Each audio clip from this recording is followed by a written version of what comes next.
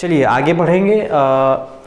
आपके question bank में प्रश्न स्तर 4 ऐसे लेवल 4 के कुछ क्वेश्चन दिए गए।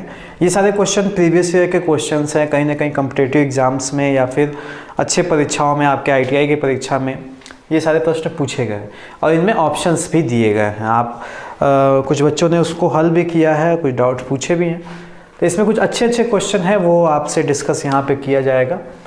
तो स्टार्ट करते हैं क्वेश्चन नंबर 33 से। इसमें क्वेश्चन में दिया हुआ है कि रतन का व्यय और बचत 5:1 के में है। यदि उसका वेतन 25% बढ़ा दिया जाए और बचत 15%, तो उसके व्यय में प्रतिशत वृद्धि है। देखो, इन सब से पहले एक चीज जान जाओ, आदमी खर्च कहाँ से करता है? वेतन से, व्यय जिसको बोलते हैं, और बचत भी उसी से करता है, वेतन से। इन दोनों को जोड़ दो तो वेतन मिल जाता है। इतना पहले समझ में आना चाहिए आपको। वेतन से ही आदमी व्यय करता है, उसी से बचत करता है। तो व्यय और बचत को जोड़ देते हैं तो आपको क्या पता चल जाता है? वेतन पता चल जाता है। अब क्वेश्चन की जो पहली लाइन है वो क्या कह रही है कि रतन का व्यय और बचत यानी खर्च और उसकी सेविंग 5:1 के अनुपात में है। मतलब 5:1। यानी वो अगर 5 रुपया खर्च करता है तो 1 रुपया वो क्या करता है? बचा लेता है। यही उसके कहने का मतलब है। तो क्वेश्चन को थोड़ा आसान बनाने के लिए हम मान लेते हैं कि जो उसका व्यय है वो है 500 रुपये। इसमें मानने में कोई दिक्कत नहीं है, आप रेशियो एंड प्रोपोर्शन, अनुपात समानुपात पढ़ चुके हैं, तो इसमें कोई दिक्कत नहीं, आप जानते हैं। और बचत क्या है? 100 रुपये। इतना क्लियर हो रहा है? क्वेश्चन में आगे की लाइन अगर पढ़ो तो उसका वेतन 25% बढ़ा दिया जाए। वेतन की बात कर रहा है और ये दोनों क्या है? व्यय और बचत। अभी आपको थोड़ी देर पहले मैंने बताया कि इन दोनों को अगर जोड़ दें तो आपको क्या पता चल जाता है? वेतन। तो वेतन बराबर क्या हो जाएगा? 500 प्लस 100 बराबर 600 रुपये। अब उसका क्या हो गया? वेतन। आपको अब सब कुछ पता चल चुका है, ठीक है? अपने अकॉर्डिंग आपने सब कुछ पता कर लिया, बस उसको क्वेश्चन में आपको क्या करना है? फिट कर लेना है। अब आगे के लाइन काम स्टार्ट होगा। यदि उसका वेतन 25% बढ़ा दिया, यानी 600 में 25% और जोड़ लिया जाए, तो 600 में 25% जोड़ेंगे तो वो वैल्यू क्या बनेगी? 600 का 125%, 100 तो 25 छक्के, 125 छक्के, 6 पच्चे 30, 6 दूनी 12, 3 15, 6 कम 6, 750 रुपये। अब उसका क्या हो गया? नया वेतन। खर्च को भी कुछ किया, बचत, वेतन 25% बढ़ा दिया गया और बचत कितना परसेंट? 15%। तो बचत पहले कितना कर रहा था? 100 रुपये। तो बचत अब क्या करेगा? नया बचत 100 ही रुपया था, उस पर 15% बढ़ेगा तो सीधे सीधे वो क्या हो जाएगा? 100 प्लस 15 बराबर 115 रुपये। अब वो क्या कर रहा है? बचा रहा है।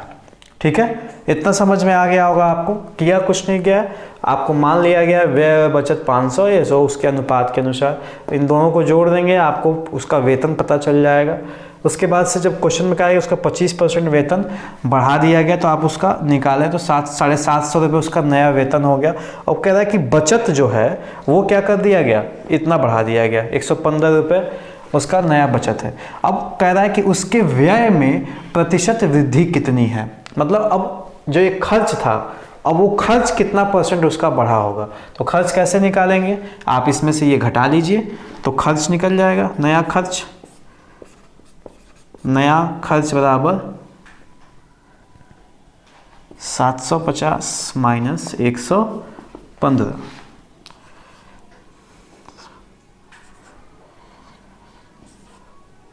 635 रुपये अब वो खर्च कर रहा है।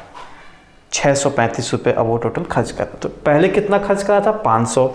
अब कितना खर्च कर रहा है? 635 रुपये। कितना बढ़ाया है वो? अगर रुपए में बात करें तो 135 रुपये। कैसे पता चलेगा? 635 से 500 घटा लो, 135 रुपये बढ़ जाएगा। तो यहाँ लिख सकते हैं आप बढ़ा हुआ खर्च, बढ़ा हुआ खर्च आपको समझ में आए पूरे विस्तार से, इसी वजह से इतना डिटेलिंग में किया जा रहा है। नहीं तो क्वेश्चन इतने लंबे नहीं है, बहुत छोटे छोटे क्वेश्चन हैं, तुरंत हो सकते हैं। लेकिन आप में से कुछ कई क्या मैक्सिमम ऐसे होंगे जो परसेंटेज कभी पढ़े ही नहीं होंगे, तो उनके लिए बेस्ट वे है थोड़ा सा डिटेल में चलना। तो इट्स ओके। 635 माइनस 500, 135 रुपये का फ़र्क है किसमें? उसके खर्च में। पहले वो खर्च करता था 500, अब वो खर्च कितना कर रहा है? 635 रुपये। बस पूछा क्या है, उसके व्यय में कितने % की वृद्धि हुई है। तो कितने रुपए की वृद्धि हुई है ये आपको पता है, कितने रुपए पर वृद्धि हुई है ये भी आपको पता है। यानी 500 में से उसकी वृद्धि कितनी हो गई है? 135। इसी को परसेंटेज में कन्वर्ट करना है, ये आप कर लेंगे। 5×15 5 10 27%, यानी इसका ऑप्शन डी सही होगा। क्वेश्चन अच्छा है, अब इतना तो करना पड़ेगा बस। अगर आपका कैलकुलेशन फास्ट है, आप प्रोसेस स्किप कर सकते हैं, जैसे ये लाइन स्किप हो सकती है, तो उसमें कोई दिक्कत, समझ में आया होगा ये पूरी उम्मीद है। ठीक है, देखो अगला क्वेश्चन, जैसे उसके बाद वाला 34वां नंबर। अच्छा क्वेश्चन है ये, इम्पोर्टेंट भी है। एक बार आपकी परीक्षा में पूछा गया है और एसएससी के 2014 में भी ये क्वेश्चन पूछा गया। तो देखिए क्वेश्चन क्या कह रहा है, एक परीक्षा में अधिकतम अंकों के 20% अंक प्राप्त करने वाला छात्र 5 अंकों से अनुत्तीर्ण हो जाता है। दूसरा छात्र जिसे अधिकतम अंकों के 30% अंक मिलते हैं तो उत्तीर्णांक से 20 अंक अधिक पाता है। तो उत्तीर्ण होने के लिए आवश्यक प्रतिशत क्या है? जैसे आपके थ्योरी के विषय में उत्तीर्ण होने के लिए आवश्यक प्रतिशत है 40%। अगर 40% से आप कम नंबर पाए तो आप फेल हो जाएंगे। बात समझ में आ रही है? और जैसे देखो अधिकतम अंकों का 20%, ये लाइन कोई मतलब नहीं अधिकतम अंकों का। मान लेते हैं ये बीच का एक नंबर है, इतना % तुम पाओगे तो तुम पास होगे।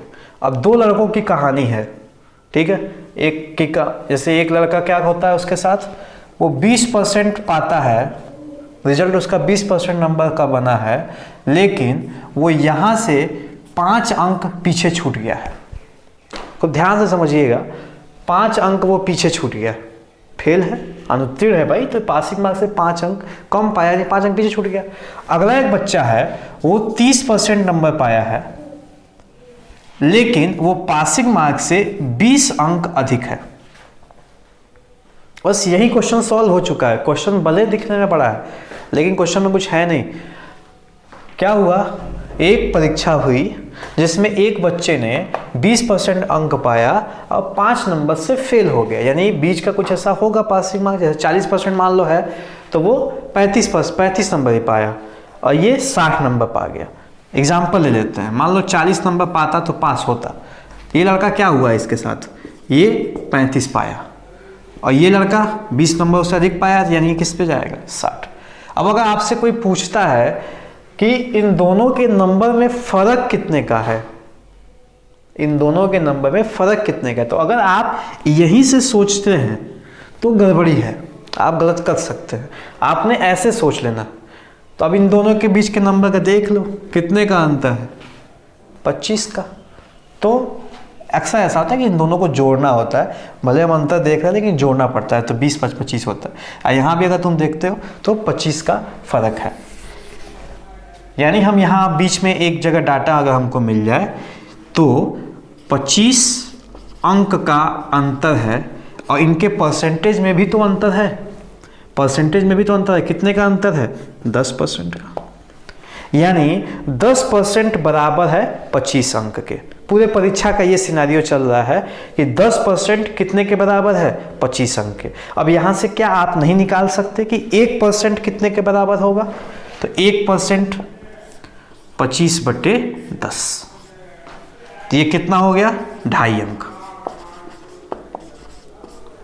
बस क्वेश्चन सॉल्व हो चुका है। 1% 2.5 अंक के बराबर है, 1% 2.5 अंक के बराबर है, तो 5 अंक, ये देखो कहाँ गया, 5 अंक, समझ में आ गया होगा आपको। 5 अंक से पीछे छूटा था, यानी 2% वो पीछे रह गया था पासिंग मार्क्स से। तो आंसर क्या हो जाएगा 22%, क्योंकि 20% वो पाया था, ये 2.5 अंक है तो इसमें 1% और जुड़ जाएगा तो 2 अंक, यानी 20 2 22, यानी उस परीक्षा का उत्तीर्णांक यानी पासिंग मार्क क्या है 22% है। बच्चों इसमें कई क्वेश्चन बन सकते हैं। अब जैसे यहाँ पूछ सकता था कि उस परीक्षा का पूर्णांक क्या है, यहाँ उसने पासिंग मार्क पूछा है, वो पूछ सकता था कि परीक्षा का पूर्णांक क्या है। तो जो हमने यहाँ पे काम किया ना, 10% बराबर है इतने के, 1% बराबर है कितने के, इतने के। तो अब पूर्णांक अगर निकालना होता तो आप यहाँ 100 की बात कर लेते।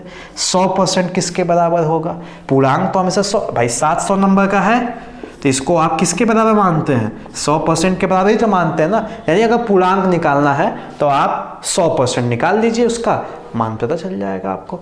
ये जो अभी मैंने समझाया पूर्णांक वाला, ये इम्पॉर्टेंट है, उम्मीद है कि आप समझे होंगे और ये काम आ सकता है आपके।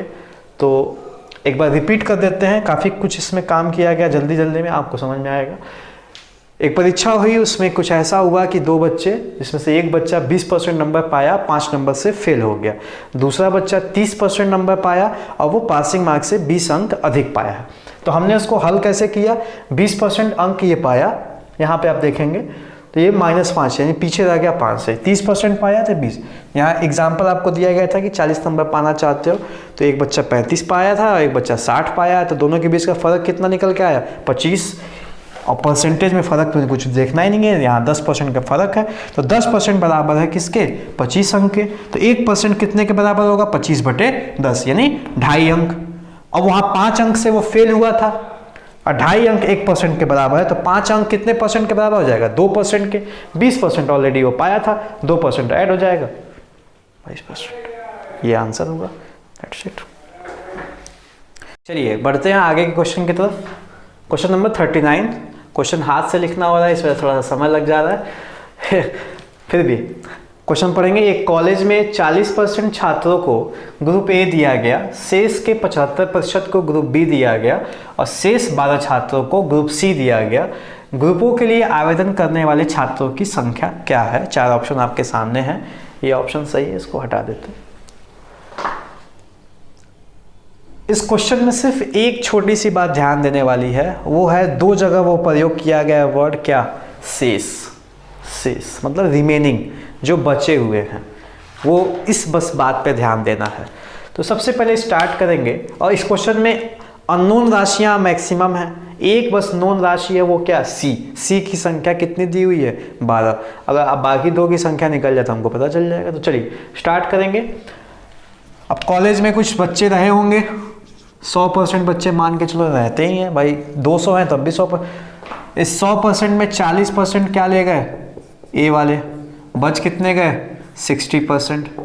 60% को अगर आप फ्रैक्शन में चेंज करें तो 60/100 हो जाएगा, ये कितना हो जाएगा 3/5। कुछ ऐसा ये सिनेरियो बन रहा है आपका, आप देख सकते हैं। ठीक है, तो यहाँ से यही आपका बेस स्टार्ट होगा। तो मान लेंगे x टोटल छात्र हैं, इस टोटल में से 40% ए वाले चले गए, तो उस हिसाब से यहाँ पे 3x/5 बच्चे शेष बचे। अब उसके बाद से कह रहा है कि इस शेष के 75% बच्चों को ग्रुप बी दिया गया। तो इस ग्रुप बी दिया गया तो ग्रुप बी भी तो अननोन है, हमको पता नहीं है, तो फिर उसको भी कोई मतलब नहीं है। हम 75% को बी दिया गया, हम उसको छोड़ते हैं, हम आगे बढ़ते हैं। सी को कितने को दिया गया, तो भैया शेष 12 छात्र यानी वही 25 किसके बराबर है 12% के बराबर है। सिंपल है, तो 3x/5 25/100 बराबर 12, बस हो गया।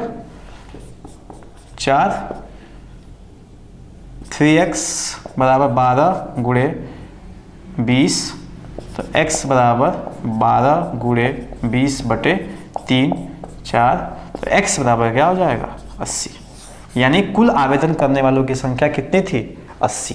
क्वेश्चन अच्छा था और ये क्वेश्चन चुन के ही आपको दिया गया था आप ताकि ये चीज़ समझ पाएँ।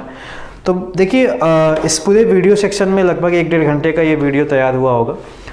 आप ये ध्यान दिए, मतलब मेरा मेन मकसद था कि आपको परसेंटेज के कॉन्सेप्ट से जोड़ पाएँ।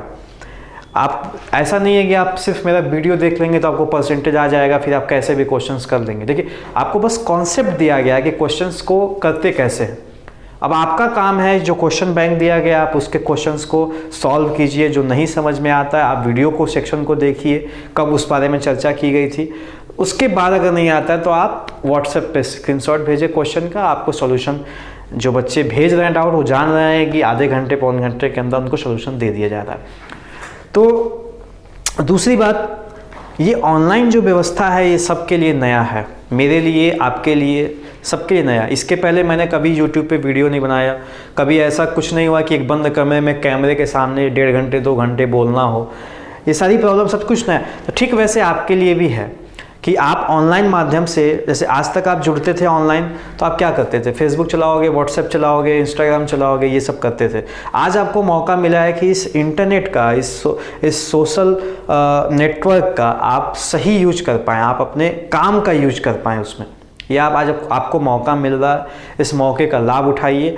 यकीन मानिए हम सब सारे इंस्ट्रक्टर बहुत मेहनत कर रहे हैं, लोग घर पे अपने नोट्स भेज रहे हैं, वेबसाइट डेवलप की जा रही है, ये जो मोबाइल ऐप की आपके लिए व्यवस्था की गई, फिर ऑनलाइन टेस्ट की व्यवस्था की गई है। आपको जो टीचर्स कॉल कर रहे हैं, फ़ोन से बात कर रहे हैं कि बेटा क्या दिक्कत, क्या प्रॉब्लम, इन सबको करने में बहुत ज़्यादा इनपुट जा रहा है। जब कोई भी इंसान इनपुट देता है तो उसको आउटपुट की भी डिमांड होती है, वो एक्सपेक्ट करता है कि हमको आउटपुट मिलेगा। जब आप फिर दोबारा लौट के ITI में आएंगे तो उस टाइम पे ये एक्सपेक्ट किया जाएगा कि जो हम लोगों ने यहाँ से आपको पढ़ाया है वो आप कुछ पढ़े होंगे और उसी तरीके से कर। जैसे एग्जांपल के लिए इलेक्ट्रीशियन शिफ्ट 1 और इलेक्ट्रीशियन शिफ्ट 3 इन दोनों क्लासेस में परसेंटेज अभी पढ़ाया नहीं गया था, तो अब वहाँ के लिए ये कॉन्सेप्ट बहुत है। आप अगर क्लास में होते तो इतना ही आपको क्वेश्चन मेरे द्वारा करवाया जाता, बाकी क्वेश्चन आपको खुद करना होता। ठीक है, तो आपको अब ये वीडियो देखना चाहिए और जब आप लौट के आएंगे तो आपको उस समय ये बात बोलना है कि सर परसेंटेज का जो वीडियो देखा उससे समझ में आया था, कोई डाउट होगी तो आपको बता दिया जाएगा। ऐप इंस्टॉल है नहीं है तो थोड़ी सी संख्या के उसके बारे में हम, जो सॉफ्टवेयर नया लाया गया है उस सॉफ्टवेयर में आपके ऐप से हम लोग कुछ इन्फॉर्मेशन देख सकते हैं। जैसे आपने PDF खोल के देखा कि नहीं देखा, वेबसाइट आप खोल रहे हैं कि नहीं खोल रहे हैं, ऑनलाइन टेस्ट के समय अगर आप 1 मिनट 30 सेकेंड 2 मिनट 1 घंटे का पेपर है, आप 2 मिनट में पेपर करके भाग गए। अगर आपको ऐसा लग रहा है कि आपको पता नहीं, हम लोगों को पता नहीं चल रहा है, और ये कड़वा सच है कि उससे हम लोगों का 1 पैसे का नुकसान नहीं हो रहा है। जितना हम लोगों को करना था हम लोग करके आपको व्यवस्था दे चुके हैं। अब उस व्यवस्था का प्रयोग करके आप उसको कितना आगे ले जा पाते हैं, अपने स्वार्थ के लिए उसको कितना प्रयोग कर पाते हैं, ये आपके ऊपर निर्भर करता है। हमारे सभी टीचर्स और मैं खुद अपनी ड्यूटी कर रहे हैं। अब ईश्वर और आपका दिमाग जहाँ ले, लेकिन बी पॉजिटिव। और ये महामारी जब भी ख़त्म होगी, बड़े खुले दिल से आप सबका इंतज़ार है, सब कुछ सुना सुना है। चलिए ठीक है, इतना करते हैं। All the best. वीडियो ज़रूर देखिए, और कहना नहीं चाहिए था लेकिन सब्सक्राइब अगर करना चाहें तो कर लीजिए। आगे कोई भी फर्दर अपडेट होगी तो आप देख सकते हैं, वरना कोई इशू नहीं। Thank you. Kaushal Bharat, Kusal Bharat.